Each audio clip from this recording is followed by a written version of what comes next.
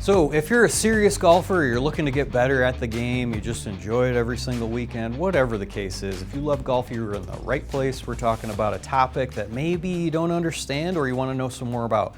We're going to provide some clarity about club fitting, and everybody who is serious needs to really discuss this and take a look at it.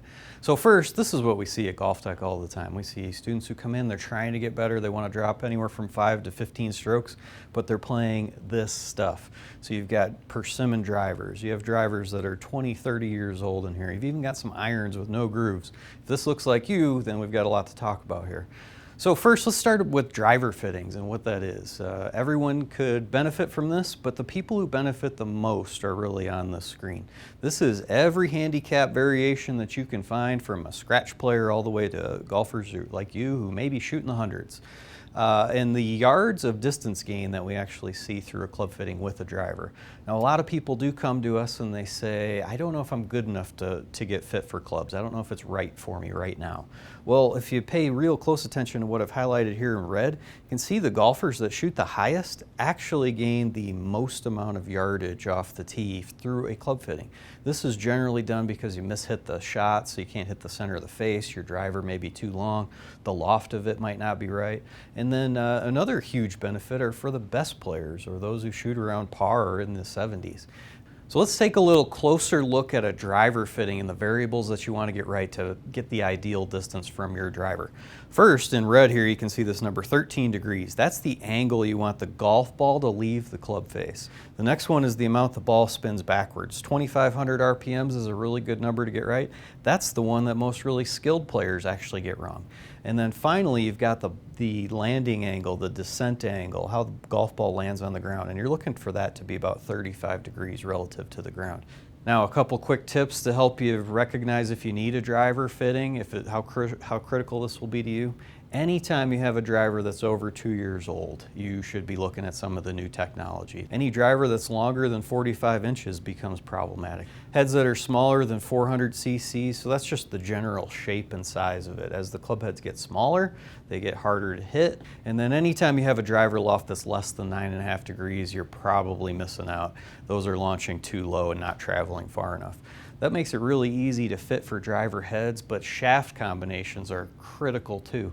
So we've got thousands up here on the wall and so many different ways to tailor that shaft just to you so you can get the ideal launch and spin.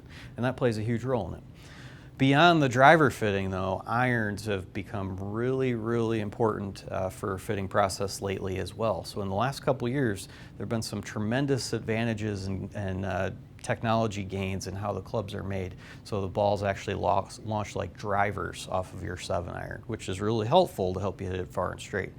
So the first piece you're looking for here is just the same idea with the launch angle. 15 to 20 degrees would be really good, somewhere in the neighborhood of 4,000 or 5,000 RPMs of backspin. And then the descent angle for irons needs to be coming in at a much higher angle, so closer to 45 degrees, so that when you land a 3-iron or 4-iron or 5-iron on the green, it actually stays there instead of bouncing or trickling over the back edge. A critical aspect that's often overlooked though, wedge fitting. So frequently we see players who have poor gapping between their clubs. We also see very worn grooves. After you've played 30, 40, 50 rounds of golf, you should really be paying attention to this, especially if you play in sandy soil like in the Southeast in Florida or the Carolinas. So then the result though of worn grooves is higher launching shots, which start to be problematic in the wind, and a lot less spin, so the shots around the green or when you're in the rough get much more difficult to actually stop. Low bounce wedges, that one comes up on this slide. Bounce is really misunderstood. Huge part of getting fit for your wedges though, to help yourself figure this out with a coach.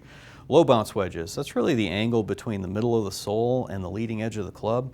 And when you see a small angle, like is portrayed here in the orange, versus a higher one, like the one on the orange over here with the high bounce wedges, this is where people should live. The best players in the game tend to favor high bounce wedges. The low bounce is really going out of style. We see way too many students come in digging the leading edge of their wedge into the ground, just on little basic chip shots around the green.